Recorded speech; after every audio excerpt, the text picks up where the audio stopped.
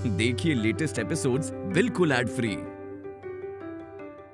Bharat Ratna doctor Bhimrao Ambedkar को कोटि कोटि नमन। ये कार्यक्रम डॉक्टर भीमराव अंबेडकर के जीवन पर आधारित है, जहां भारत की जनता के प्रति उनकी योगदानों को पूरी सजगता से चित्रित और रेखांकित करने का प्रयास है। कार्यक्रम में दिखाई गई घटनाएं लब्ध प्रतिष्ठ पुस्तकों से ली गई हैं। इस कार्यक्रम के जरिए चैनल की ओर से एक विश्वसनीय, सजग और सकारात्मक प्रयास है कि डॉक्टर बाबा साहेब भीमराव अंबेडकर के जीवन की संघर्ष यात्रा एवं गौरव गाथा पूरे आदर के साथ घर घर पहुंचे और उनके योगदानों से सभी संपूर्णता में परिचित और आह्लादित हों।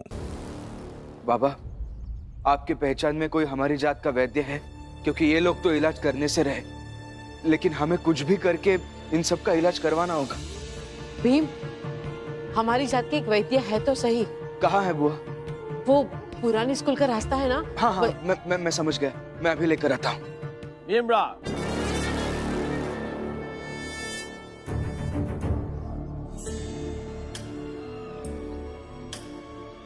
अस्पताल में है या धर्मशाला में?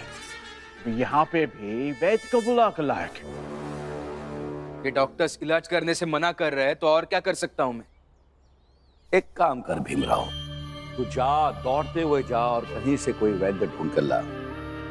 तब तक हम तेरी जात के लोगों को यहां से उठाकर बाहर भिजवाते हैं।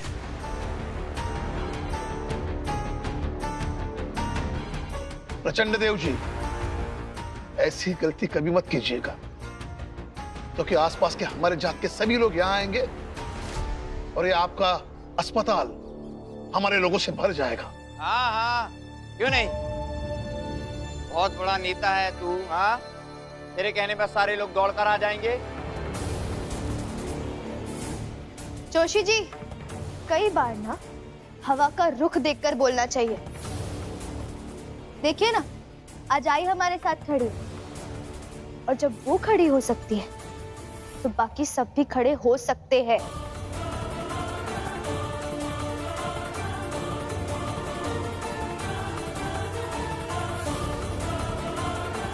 भीम, तुम जाओ और वैद्य जी को बुला कर लाओ। आज एक माँ देखती है कि वैद्य जी को यहाँ आने से कौन रोकता है।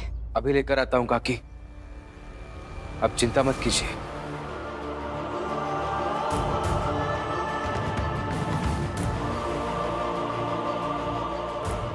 मैं भी भीम के साथ जाता हूँ। लेकिन नहीं बेटा, इन लोगों का कोई भरोसा नहीं है। बीच रास्ते में ये भीम या वैद्य जी पर हमला भी कर सकते हैं। तुम रुको, मैं आता हूँ, अभी आता हूँ।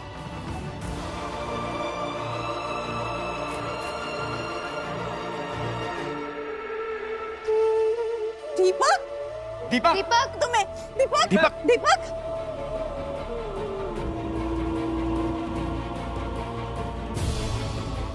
दीपक, दीपक, दीपक, क्या हुआ? दीपक, कुछ नहीं होगा। दीपक, दीपक, दीपक।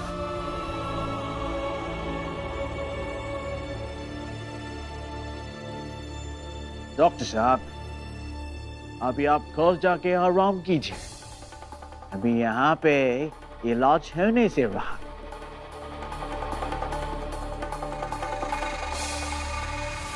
जी। दीपक, दीपक, दीपक, दीपक, क्या हुआ? कुछ नहीं होगा तुम्हें। दीपक, कुछ नहीं होगा तुम्हें। दीपक, दीपक, हमारे लिए चाय लेके आए। अभी हम भी देखते हैं ये तमाशा अंत तक। दीपक, दीपक, दीपक, दीपक,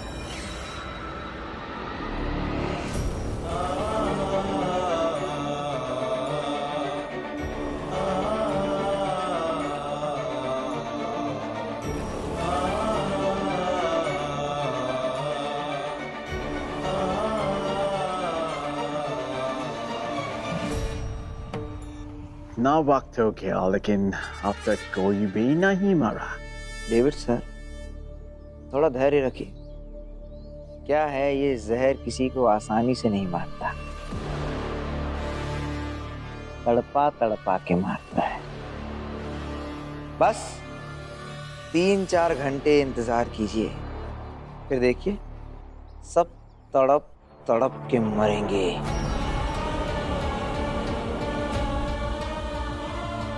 और बड़े साहब जी, इनको तड़पते हुए देखने का अपना एक अलग ही सुख है। आइए आइए वैद्य जी, ये देखिए, ये सब लोग हैं। देखिए,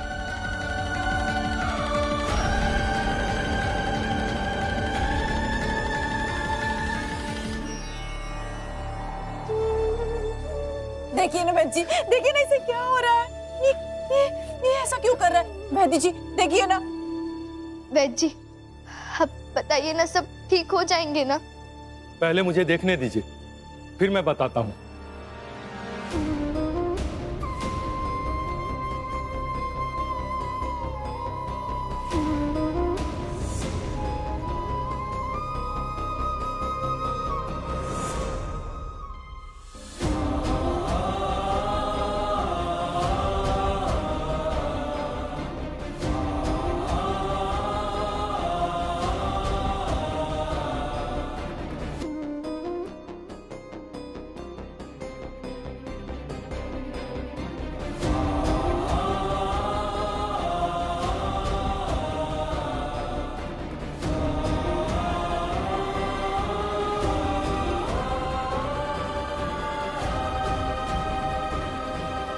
इन सबको जहर दिया गया था। क्या? लेकिन इनके शरीर में जहर की मात्रा कम गई है, इसीलिए अब जान का खतरा तो नहीं है, लेकिन इन सबको इलाज की सख्त जरूरत है।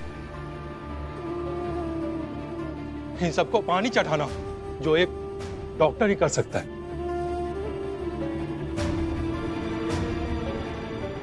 ये काम मैं नहीं कर सकता। जितना मैं कर सकता था उतना मैं कर चुका हूं। अब आगे का काम अस्पताल का कोई डॉक्टर ही कर सकता है। इलाज होगा, जरूर होगा। जब जान बच गई है तो ये सब ठीक हो जाएंगे और सही सलामत घर भी जाएंगे। आपका बहुत बहुत धन्यवाद वैद्य जी। अच्छा, नमस्ते।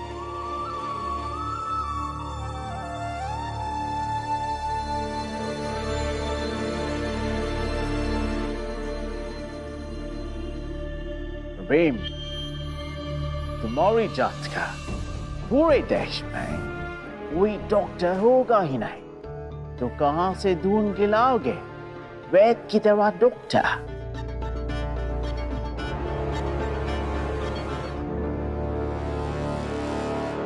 सही कहा आपने डेविड सर। यही समस्या है हमारी जात की, हमारे समाज की, कि हमारे लोग हर जगह नहीं है।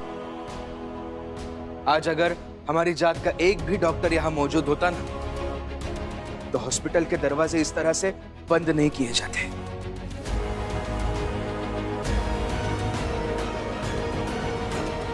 और इसीलिए मैं कहता हूं, हमारी जात को पढ़ना चाहिए, लिखना चाहिए और आगे बढ़ना चाहिए।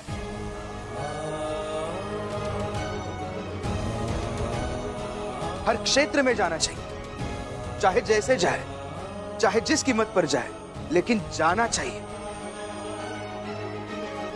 तभी कल को हमारा भविष्य सुरक्षित होगा, हम सुरक्षित रहेंगे, हमारी आने वाली पीढ़ियां सुरक्षित हो जाएंगी।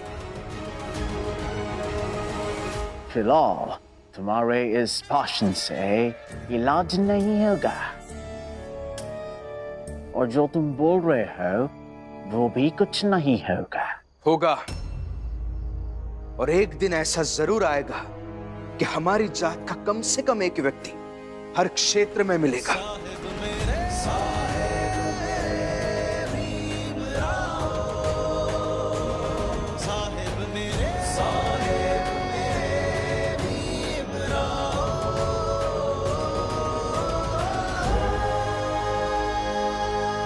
आप सबसे एक बात कहना चाहता हूं।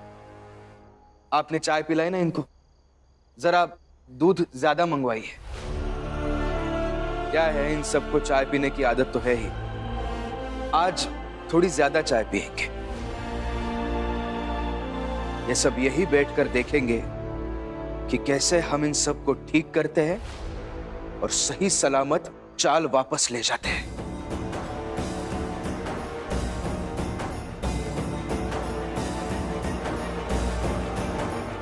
हो गया भाषण? ठीक है, देखते हैं। प्रचंड जी, नरोत्तम जी, डेविड सर, आपसे एक बात कहना चाहता हूं। ये लड़ाई शुरू हुई थी पानी की समस्या को लेकर। किसी को पानी ना मिलना ये एक सामाजिक समस्या थी, जैसा आपने भी कहा था।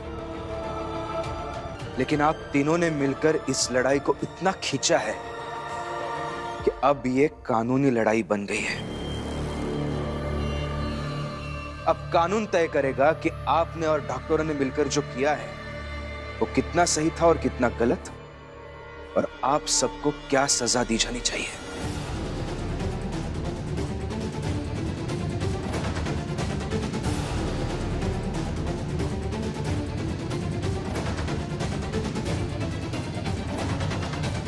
अच्छा, तुझे लगता है कि हम डर गए हैं? हाँ, एक काम करना भी हो रहा हूं, कोई अच्छा सा वकील ढूंढ कर ला। वकील की जरूरत नहीं है, ये लड़ाई अब मैं लड़ूंगा।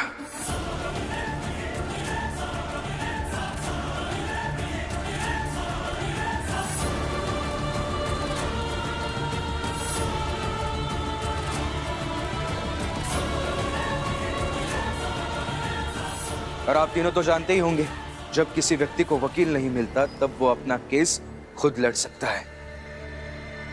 तो कल कोर्ट में ये केस मैं लड़ूंगा।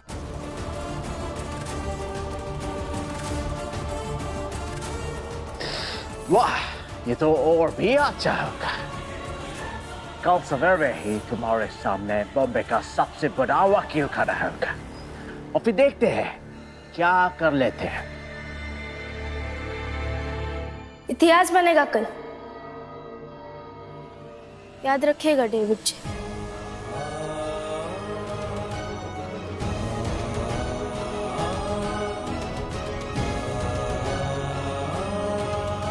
और कल के बाद इस अस्पताल का दरवाजा कभी भी किसी के लिए भी बंद नहीं होगा।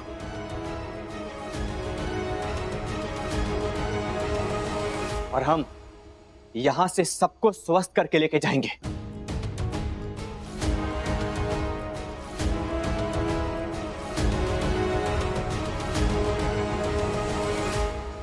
वैद्य जी ने कहा है कि धीरे धीरे सबको होश आ जाएगा, और जब सबको होश आएगा उन्हें भूख भी लगेगी। मैं सबके लिए कुछ बना कर लाती हूँ। मैं भी चलती हूँ, पानी बहुत दूर से लाना होगा। मैं भी जाती हूँ। हाँ, सब मिलजुल कर खाना बनाकर लेकर आते हैं। चलो।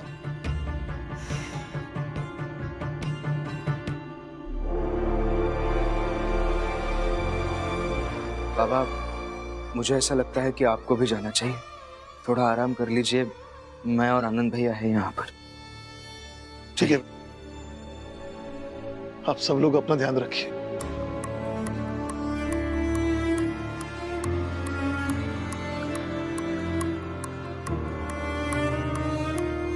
आनंद भैया आप यही रुकिए, मैं भी आता हूं।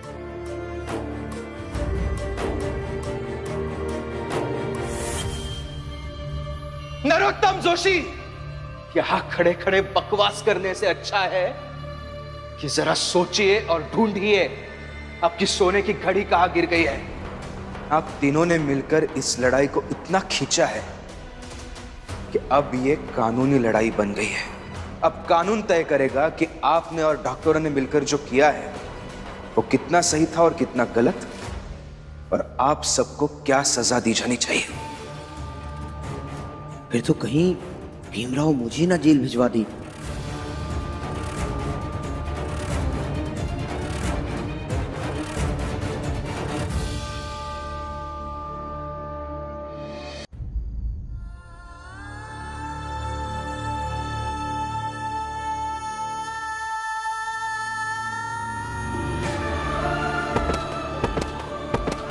दीपक, ये क्या हुआ आपको? दीपक, डॉक्टर साहब ने ये दवाई दी है, इसे बीमार सारे मरीजों को पिलाइएगा, 1-2 घंटे में होश आ जाएगा। मगर डॉक्टर साहब कहाँ है? वो अचानक से एक केस आ गया है, तो वहीं है।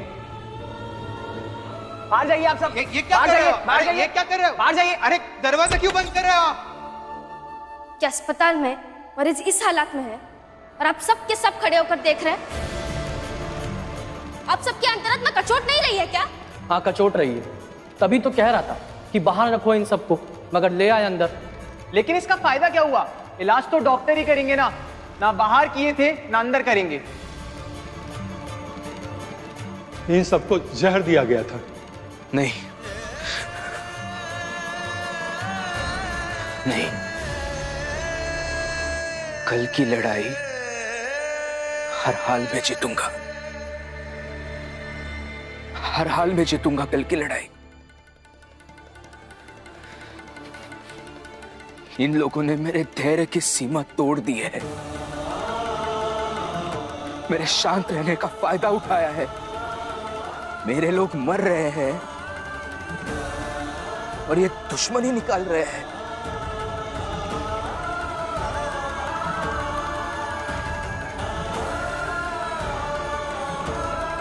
अब इन सबको सजा दिलाने का समय आ गया है। अगर इस बार इन्हें ठोस सजा नहीं मिली तो ये हमेशा सोचते रहेंगे कि ये चाहे जो कहे चाहे जो करे और हम लोग कुछ नहीं करेंगे।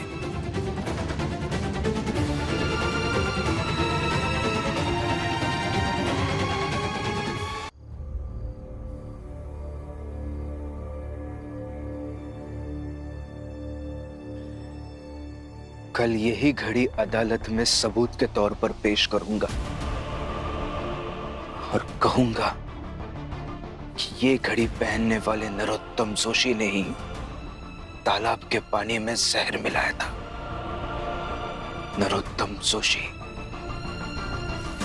कहा था ना आपने, हमारे लोगों के सांसों की उल्टी गिनती शुरू हुई है। तो अब आप खुद को सजा मिलने तक के समय की गिनती शुरू कीजिए।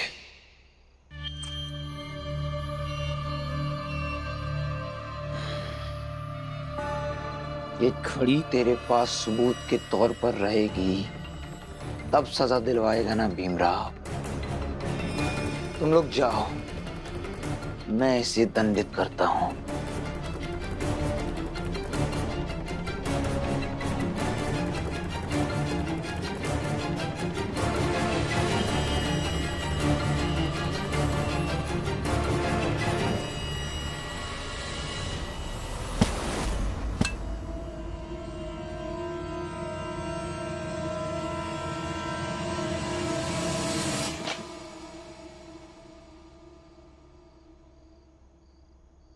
क्या?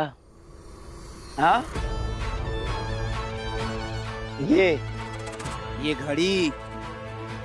घड़ी दिखाने वाला था ना कल, सबूत के तौर पर। अब ना रहेगी ये घड़ी और ना ही रहेगा तेरे पास कोई सबूत।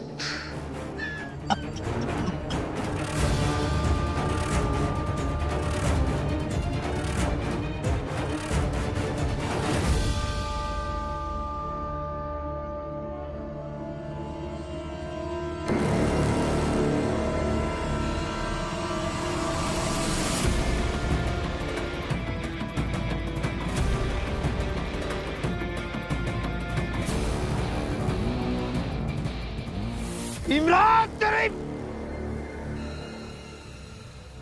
तेरी इतनी हिम्मत कि तूने मेरा हाथ छुआ? छोड़, हाथ छोड़। नरोत्तम जोशी जी, जब आप ये लड़ाई जान पर ले आए हैं तो मेरी हिम्मत आसमान तक तो पहुंचेगी ही ना।